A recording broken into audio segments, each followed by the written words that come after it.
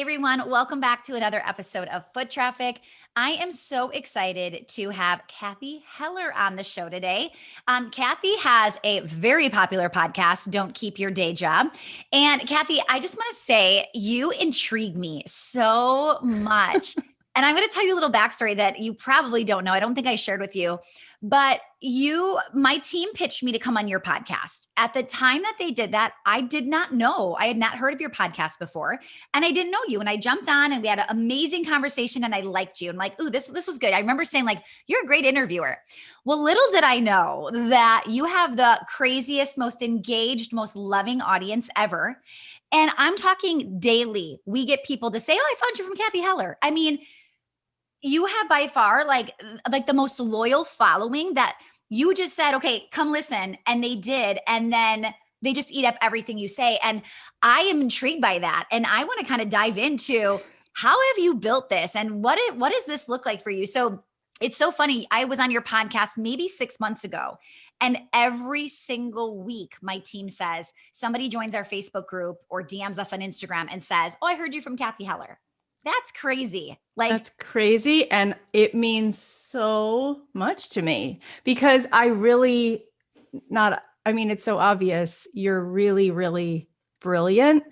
And so to hear you, who's been able to sort of like be where you are, look at everything that works, that doesn't work. And for you to marvel at that, I'm like, wow, that must be something. And it means so much to me. And I love that people found you through the show because you were so generous. It was jam-packed with delicious wisdom.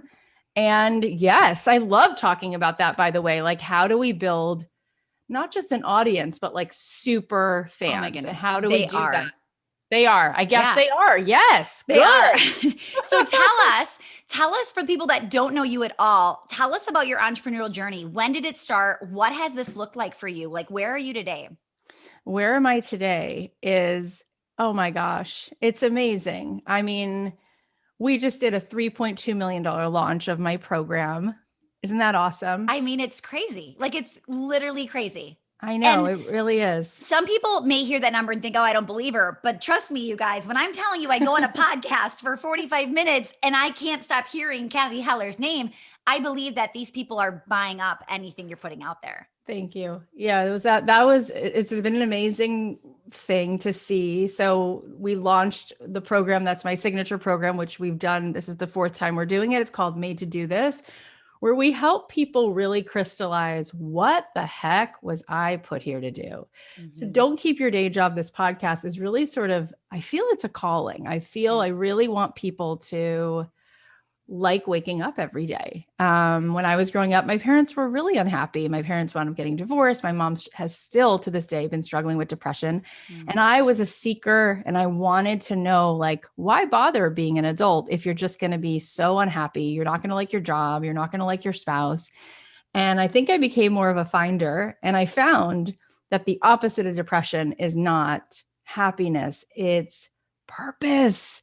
It's meaning, right? A lot of times happiness is associated with a result. You know, when I get this, I'll be happy. When I get this, I'll be happy.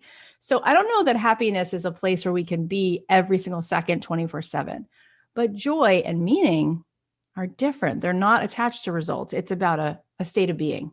Mm-hmm. And I think the work that you and I do gives us a sense of meaning. It's such a fun problem to solve. Like, how can I help these other people with their journey? Right? It feels so good. Yeah. So I'm here now. And where I was before was I came out to LA when I was 24, wanting to be a songwriter. And I think for a lot of people, and this is why I started my podcast, I think they think it's like Beyonce or bust. Either I'm going to be famous or I will go work at that office job that I hate. And I think it's because we will reach for the highest branch that we can see. And as most kids grow up, they see like a firefighter and they see their mom's friend who works at an ad agency. And there's maybe like 6 interesting choices. And there's so much more available, right? Like in the field of what's possible, go onto Instagram. If I gave you the assignment to go find me 10 people in the next 5 minutes who are doing fun things and making a living, you're going to say, this girl does hand lettering. This one is bread baking. This one started a pie food truck. And you're going to say, oh my God, I guess I can do so many things I like. So I came out to LA wanting to be a rock star. And I wrote mediocre songs, and then I had day jobs, and then the songs got better, and I got signed to Interscope, which was like not as easy as saying those sentences. Like it was hard, right? Right. And I got signed, and then I got dropped from the record label. And Ron Fair, who was my producer at the time, called me and he was like, "That's it. Like Jimmy Iovine doesn't see this going anywhere."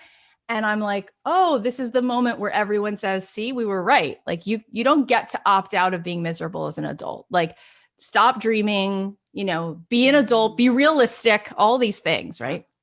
And I went back to my day job and I was miserable until I said, what if I asked a new question, which is there anything between rock star and I do something I don't like every day and feel like I don't even recognize myself in the mirror?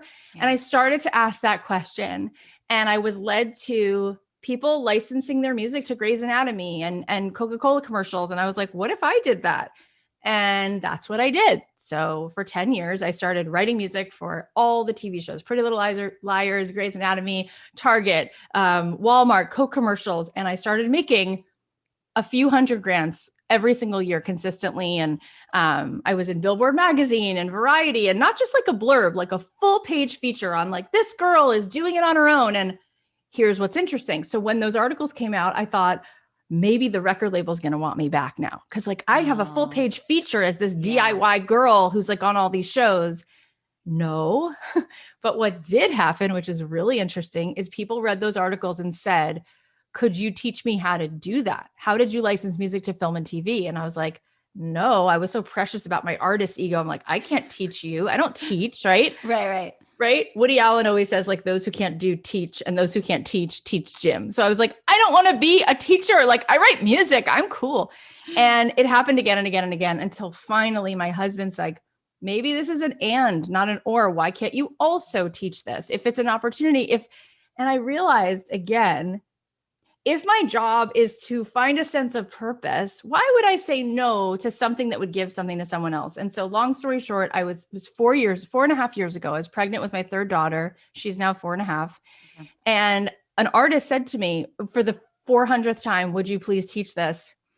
And she said, I live in San Luis Obispo. Could you ever teach it online? And I was like, now you don't just want me to teach. You want me to teach an online course, which seemed like the guy in front of the jet who thinks he's so cool. I was like, it sounded gross to me. I was like, I write music at Disney soundtracks. Like I wound up doing my first webinar, and it was just me to camera. I didn't know a single thing about slideshows. And at the end, I said, I'm doing this program called 6-Figure Songwriting. I'm going to teach you everything I know. And Stacey, that night I made $147,000 getting my class off the ground. And I was like, whoa, that's insane.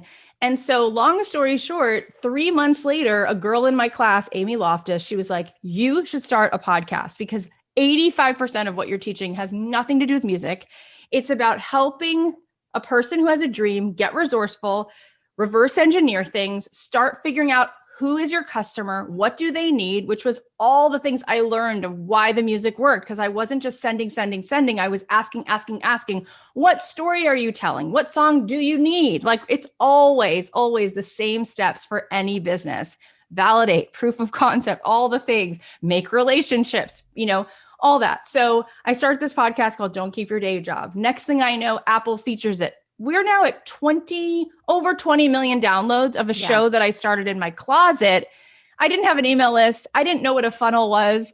And so from the podcast, we then launched the class. I think like my actual calling is teaching me to do this, which I never would have done had I never done all those other things. And so that's the complete arc. And it's just, it's such a crazy journey. And then when I'm now I follow you and stuff, like now I know who Cathy Heller is, trust me. And I'm following you and I'm like, I'm sorry, is Matthew McConaughey on her podcast? Like, what is happening here? Like you have some crazy guests on your show. And it's because like, when you have that kind of platform and you have like you said, these super fans, right? People are excited to share that platform. They're excited to jump on that. So what an amazing, amazing thing. Now let's dive into the day one success, because that could scare people a little bit. Why was it so successful on day one? Did you have a following at the time? Did you run what did that look like? No, I didn't run ads. I'll tell you what it is. Yeah. Oh, it's so exciting. Well, two things. First of all, Apple, right, is the number one place where people still are listening to podcasts is Apple. I'm not sure where Spotify is going to wind up in all this, but Yeah. Apple makes up a lot of listeners. And if you really look at Apple's ideology, it is about people making things with their own hands. Like, here's an Apple product, make your own music. Here's an Apple product, write your own script. So this idea of don't keep your day job, I got really good advice from a friend, and he said, when you make the artwork, really show without telling, show what the podcast is about. Ooh. And so all the icons on we made this, like, it's a flat lay, but Okay. you see like a rolling pin and a yarn, like a spool of yarn, and a keyboard and a typewriter, and you get this feeling, don't keep your day job. Oh, do what you love. And so I think it was about, and I say this to people, by the way, when it comes to wanting to get featured on Apple in general, it's like, it's always radical empathy, always. And so without even knowing it, I actually was doing that for Apple, but I did think about it a little bit. I actually did, because a friend of mine said, what would Apple get behind? What's there? Where are they trying to point everyone to? And I think that was part of it. The other thing I do think is that we often think that the way to get where we want to be is like, what am I going to do? And what has to get done? And I think the question is, who do I need to be? Like, what if the door to the mystical, what if the way to unlock the hardest locks that ever could be cracked open is to drop in and just be in that vibration? Like, I think about my friend Sherry Salata, who is executive producer of Oprah, who before she was executive producer of Oprah, she was a manager at 7-Eleven. And Jamie Kern Lima, who's a good friend of mine, like, she's a billionaire now, like helping women to feel good in their bodies. And she was a Denny's waitress. But what's the shift? It's like, maybe you think about it, like, Jesus didn't have credentials. There was no PhD next to his name. He just was. I think if you look at what actually makes things move, so much of it is the way we show up. And so it is. And when I started that podcast, I wasn't worried about what's the ROI, who's going to listen. It was like, I'm doing this. And I was nothing I've ever done, even with songwriting. People are like, you think you're going to make it as a songwriter? You think you're going to be in Billboard? You think you're going to, and I would just be like, I don't say I'm trying to do this. I am doing this. Like, I am doing this. And so it is. And then I just all in. And I do think words from the heart speak to the heart. And when I did that podcast, similar to how I do everything I do now, nothing is artificial. I can't do that. It doesn't feel right to me. That's not sustainable to me. And I think that words from the heart enter the heart. I think people are smart.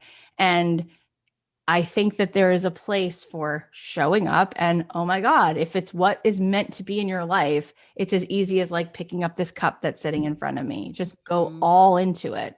Yeah, I love that so much. Like, we could literally pause right now and be done, and people could have had so many takeaways. And what I love about that is even the strategy behind, you're saying like that cover photo of iTunes. Like, you're not just saying like, well, I tried this and it worked really well and I didn't even mean to and I just happened. No, you're saying, I came in with the intention of, this is going to be great. I am going to do this. And that has really changed the way that the trajectory of your business. So it's just incredible, like hearing you. And I've had the pleasure of being on like a private mastermind call with you where I've heard you say like, I'm not really strategic, guys. And I'm like, how does somebody with this many million downloads and this $3.2 million launch say, I'm not really strategic? Like, that blows my mind. But I think you're strategic in your own way. You might not be the technical, right? Like, that might be more of the word you're looking for, because there is so much thoughtfulness and intention behind what you're doing, but it's genuine. Thank you. Yeah, I think I'm strategic. Thank you. I think I'm strategic in as far as what I really know to be true is that it's all about intimacy. Like, intimacy is currency. And the way to have that intimacy is like, really show up, be present, lean in, let go of shame. There's an energetic. I just had Priyanka Chopra on my show yesterday, and I was talking to her and I was like, it's how much you're in your skin. Like, that's it. And she said, it is. She said, you're right. She said, when I won Miss India, I was 17 and I asked the question, why? why did you choose me? There were so many women on this stage, and they said, there's something about the way you talk. There's a confidence. And she said, and I'm not always confident, but I'm in the room. I'm embodied.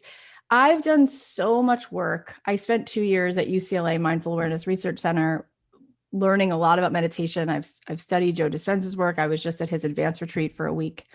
And I've learned so much about how we, like, our creative center is in an open-hearted vibration. That's why you can watch. I know you're a dancer, so you think you can dance and no one's saying a word. And 4 seconds in, you just start bawling. No air. Remember that? Yeah. Open-hearted vibration. Yeah. Dr. King's speech, I have a dream. He didn't even plan to say that one sentence. It wasn't even on the page. What is it? What happens when someone says something so courageous as, I have a dream? How vulnerable is that? Like, routine lulls the brain to sleep. And most of the time we want to have a new experience, but we are reliving the same thought, which creates the same feeling. And from the same thought and the same feeling, we do the same thing. And nothing new happens. And it's because we can't walk into the future living the past over and over again, over and over again. And so the door to the future is the courage to step into the unknown by opening your heart and trusting that if it's really genuine, the right people are going to be right there waiting and saying, like Bob Goff was on my show and he's like, it's amazing what happens when you raise your hand and say, I'm available, but like all in. And it stops being about like, I need the perfect diva light ring. I need the perfect funnel. No. How about this thing called like my life force is sitting here with you in this moment, making space for you.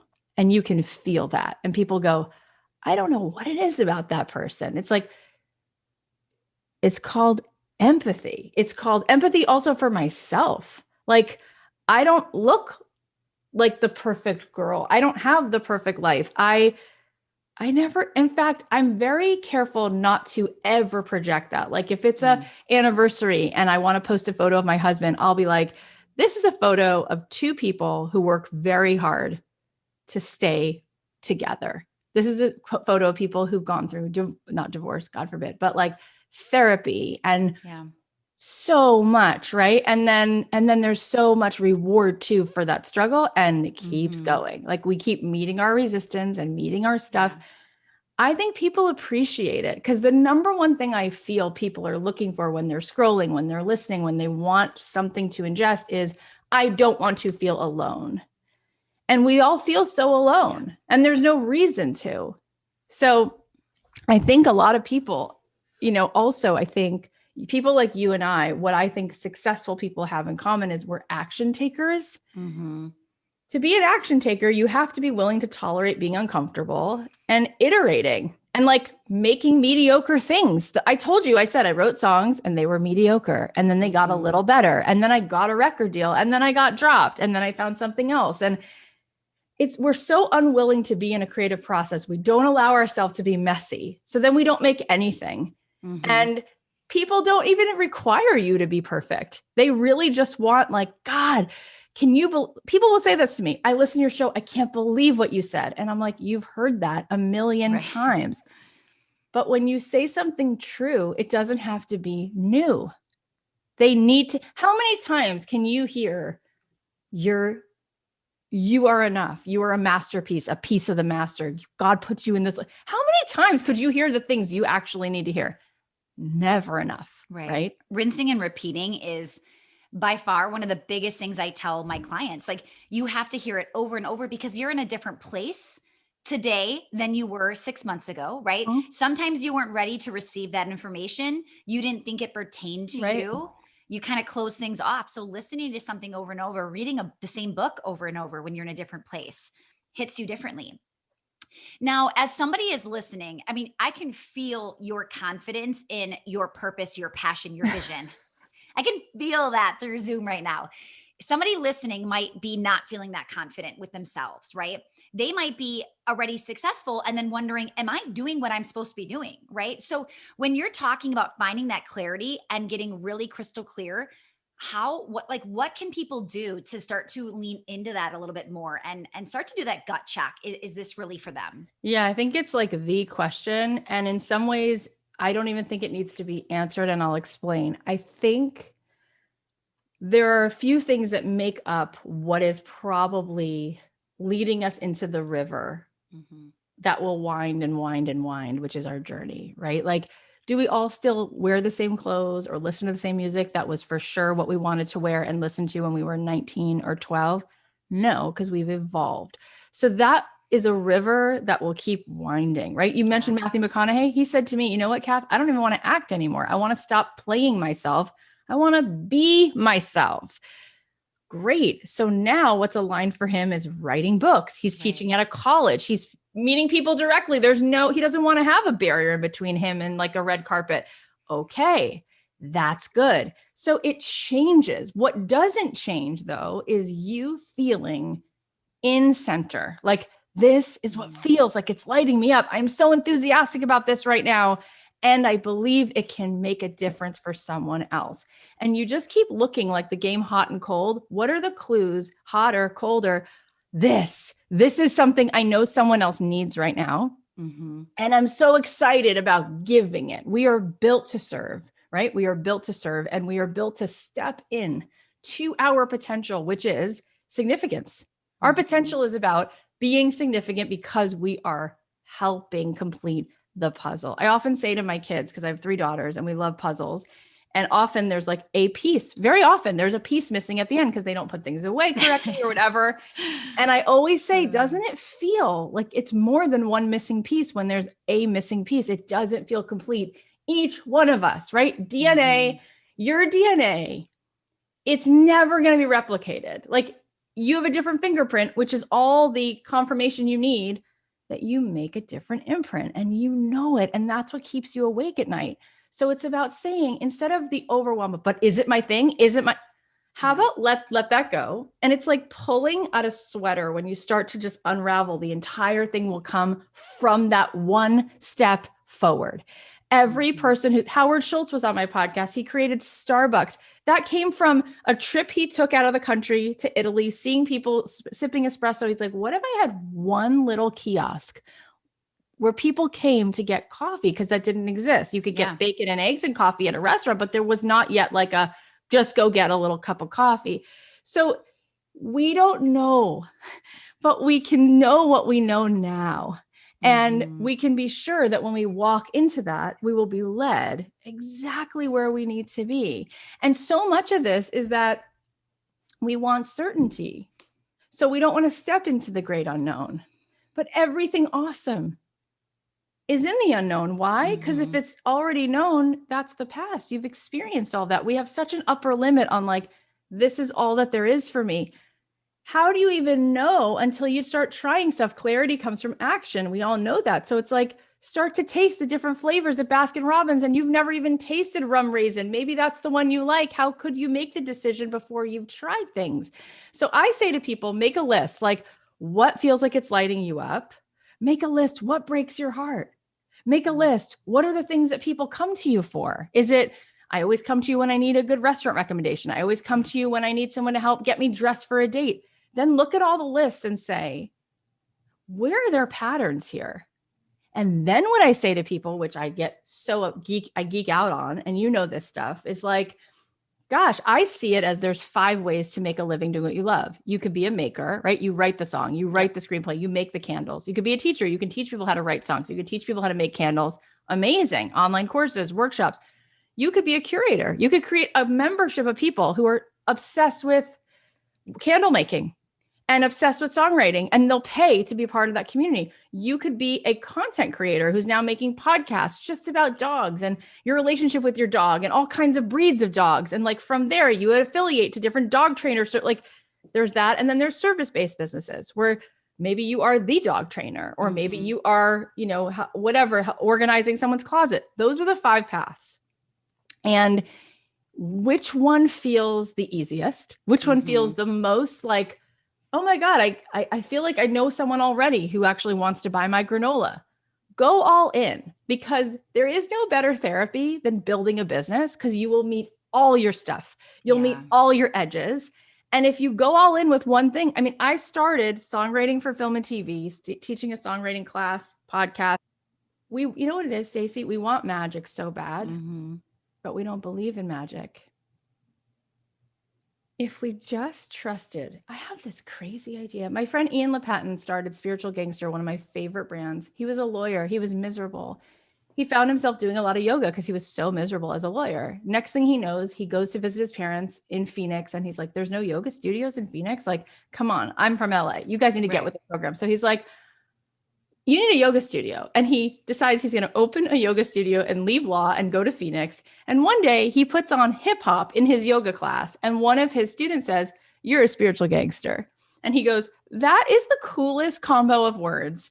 I love that. And he's like, and I wasn't even going to play the hip hop because I thought people might not like it, but it was just a crazy idea. He then printed spiritual gangster, those two words, on 10 blanks, put them in the store window. They were sold out, did it again, sold out, wound up walking into Bloomingdale's and Neiman Marcus. And they were like, we'll take 3,000. And it's now $50 million a year. Like, everybody wears spiritual gangster. And it's not a t-shirt or a sweatshirt. It's a movement. It's a story. It's a world. You buy into the world. You put on that shirt every morning and you're like, this is my mission for the day. Like, step into the flow. What he did he know that was coming? No. But he had this weird idea to start this yoga studio. And then he had this other weird idea to start playing hip hop in a yoga class. And then it's a tennis match with the universe. And boom, this guy says spiritual gangster. And he's like, what if I put it on a t-shirt? What if?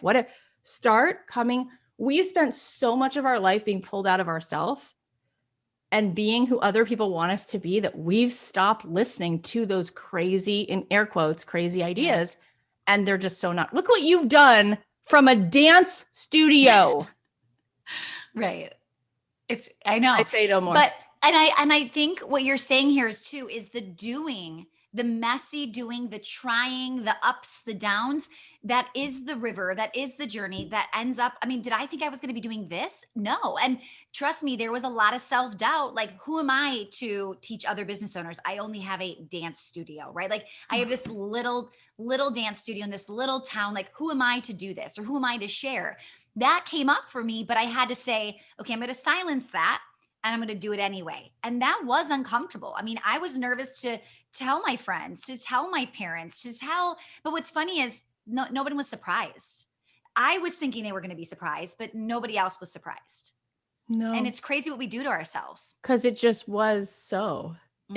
And the thing is, what I find a lot of people have imposter syndrome, of course. We all have it, including myself. And whenever that comes up and whenever I see it in other people, I check myself and I understand now it's false humility. It's false humility because we look separate. We look totally separate. It looks as though you and I have nothing to do with the women right now who are sitting in Africa wishing they had clean water. It's not true at all. We are literally interconnected, one collective. When one person steps up and into their power and potential, they create more abundance for other people. When one person raises their vibration and is happier, they create more well-being for the people around them. So if we're really an ocean, you can't separate this wave from that wave. It all permeates into this body, which is the beating heart of humanity. So to say, I'm going to dim my light, or I'm going to keep myself small because that wouldn't be right, or who am I to do it? Okay, so that's the extent to which you want the collective to rise more. Look how many people you've inspired and hired, and how many things you can underwrite now on every level, energetically. Look what you're doing for your kids, seeing their mom, Midwestern girl, doing it. Yeah. And if you were to dim that down, it's like, it's the opposite. It blocks the flow of abundance to flow through you and up and out. When Barbara Corcoran was on my show, she's like, it's like money.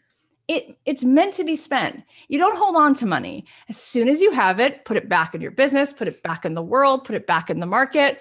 Yes, right? Same thing with your energy. You don't eat so that you can go sit and watch Netflix so that you can go live on your own in an island and make yourself happy. You eat so you have energy to be a better mom, to be a better friend. You watch a show so you have a little self-care. So the next day when you get up to do your work, you're better at your work. We're always feeding ourselves for the purpose of giving it away. Whatever we have is meant to be given away. So this idea of who am I to do this? Who are you not to do it? And if you're listening to this podcast right now and you have Wi-Fi and you have running water, and there are people who are 13,000 steps from even having the honor of having this, and we're not going to metabolize it, how are they ever going to be where they need to be? They're hoping that we're going to get it together, right? On every level. Oh, Cathy, so good. So good. Okay. So I want to ask you, how running this business, having this amazing podcast, how do you stay balanced? How do you stay fulfilled? How do you stay living in that purpose when you might be like, do you get shiny object? Do you get pulled a little bit or thinking, okay, maybe I should head there? And what do you do when you have to do like that little check of, wait, this might not feel right? Does that make sense? Oh my God, totally. And I do this all the time. And you and I had a conversation about it at the end of the year. At the end of the year, I had a conversation with a friend of mine, and he said, when you say yes to something, you're saying no to something else. And I was like, Ryan Holiday said that to me. And I was like, oh my God. Oh my God. And we think that it's so good to be busy, right? Do this, add this. How about simplify to amplify? How about peel it back? I heard Marie Forleo say, she's like, I made a list of everything I was doing 5 years ago. And it was like live event, membership, B school, mastermind. And I just drew a line through everything that wasn't a full body yes and circled B school. And this is like 5-6 years ago. And she's like, and I just went all in. And that was for her. That's what made sense for her. You don't know this, but not only did I say no to a lot of things I was going to do in my life, I had a mastermind. We had 65 people in it. Okay. Christmas Eve, said to my team, we were already like 6 weeks into it. People had already paid. We're talking $500,000 paid in. Right. My dad was just diagnosed with leukemia. I knew he officially came out December 28th. He started chemo, but we already knew going into Christmas that he was sick. Okay. My husband's dealing with a very sick family member, so he's been away. I've been single parenting for 9 weeks, and that had already started. And I said, I'm out. And I went live Christmas Eve in front of my mastermind. I'm talking $500,000 already in the bank. Yeah. I said, I love you, and I'm not doing this. And everyone is going to be refunded, and we're moving forward. And please give me the grace that I need to be where I need to be. And whatever extra bandwidth I have needs to be focused right now on a few other things. And some people squawked and some people didn't. But why did I do that mastermind, Stacey? Because I had heard people say, oh my God, you're doing this. What's the next thing you give? What's the next thing you do? You always get more from your current customer. So do this. I have been depleting myself for 10 years. Depleting myself. I look back at my kids are 4, 7, and 9, and I'm like, I miss so much time. Now, was it worth it? Yeah. I made $10 million last year. That's amazing. I grew up in an apartment with a single mother most of my life. That's awesome. It's awesome that my husband has retired. His father dropped dead when he was 13 and they were on welfare. How cool that he now gets to have time that he didn't have. It's all great, except it comes at a cost. Mm-hmm. And so I've had to say, and what wound up happening is usually my launches for Made to Do This were like just under 2 million. What happened? We added over $1 million in revenue to the thing I'm already doing. Yeah.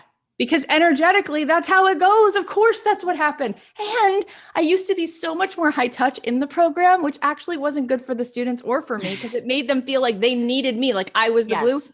There is so little of that sort of like one-to-one feedback, and it's better. It's just amazing how we just need to step back sometime and trust that like we don't always create more from doing more, from hustling more, from grinding more. It's sometimes about deepening really like our vibration and getting into center and trusting that that will lead us to greater possibilities than we could ever imagine. And sometimes doing less is more. It just depends. You have to trust yourself, I guess, is the bottom line. Well, and I appreciate you sharing this story about your mastermind, because I love that you're just saying like it already started. Some people weren't happy, but you still had to do it because it was the right move for you. And being at this level, you have to get good at making hard decisions. And that's what this is. Like that, I'm sure that that was something back and forth. You're like, oh my God, how am I going to do this? Like, how am I going to tell my team? How am I going to tell the mastermind? What are they going to say? What are they going to think? But then you have to just go through that uncomfortableness and get it done. And then hearing where you're at now, it sounds like it was the decision that needed to be made.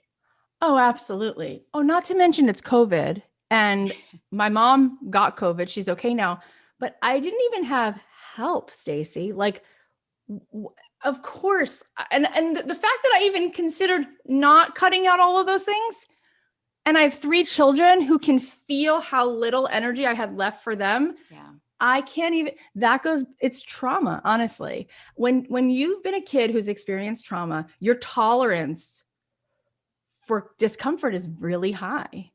And I'm also a people pleaser. That's how I survive my parents' stuff. I think that we become people pleasers because we start out as parent pleasers, and we get to be Harold in the purple crayon. We get to take out that magic marker and look at this world like this blank canvas and say, I get to design my life. What's it going to look like? And I think about people like Byron Katie, who created The Work, which is literally 4 questions. That's all she does. She just keeps going back to those 4 questions. Or like Eckhart Tolle, he's like, let's talk about being in the now. And they're like, well, what else do you teach? What's next? How do you get people from here to here? No, this is what I do, but I really do it. It's just, so I am obsessed with helping people step into their greatness. And I do love helping people start a business. And so I'm going to keep doing what I do better, as opposed to trying to add 15 more things to my plate. Yeah. I love it. Cathy, I knew this was going to be good, but you just blew my mind. I'm going to re-listen to this as like just a listener. Sweet. I'm not kidding. I'm going to listen to it as somebody who's just listening and getting to really zone into this, because this was so good. Where can people go find you and be a part of your super fans? Because you just got a ton. So where can they find you online, the podcast, anywhere? Oh my gosh, you are so welcome. And let me just say, every part of you, the broken parts, the parts that you're worried nobody wants to see, everything. You come here, this is where you're welcome. So I'm on Instagram every day. You'll know it's me. You can tell the way I post. It's me posting at Cathy.Heller. The podcast is called Don't Keep Your Day Job. We just started doing an episode every day. Oh my goodness, really? Yeah. We started in January. Know that. Wow. Okay. They're little bites, Stacey. They're little bites. Still, but it's cool. That's a big task for a podcaster. It's a big task, but 2 a week are like full hour episodes. And then like the other 3 days are like 10, 15 minute like nuggets of things I want people to get. And that's it. Podcast and Instagram. And yeah, when you show up in my world and you join my list, you get like, I don't know, we have a lot of good like content. We have a quiz that we give people to help them figure out whether they should be a maker, a teacher, a curator, or whatever. Okay. But Stacey, they're here, and I'm going to tell you something, not to patronize you because you're too cool. I wouldn't patronize you. I saw you a few years ago online, and your energy, I was like, she's a sniper. Like Spitfire. I was like, no wonder. It was like the most authentic girl from the most authentic world of like the Midwest. And it was just like, this is what you do. And I'm like, generous and brilliant. She's going to be so successful. And so it was. So I knew this about you before you even knew who I was. And I was so excited when you came in, and people just hang on your every word. And so they should. And I'd love to do more stuff with you, honestly. Oh my goodness. Me too. We are now BFFs, which is exactly what I was hoping for.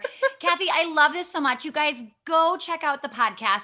Even if you're like, I don't have a day job, I'm doing this, I already know what I want to do, you will soak up so much goodness from Cathy. I promise you that. So Cathy, thank you so much for being here. Thank you so much. Was so fun. for me, I'm ready, thirsty.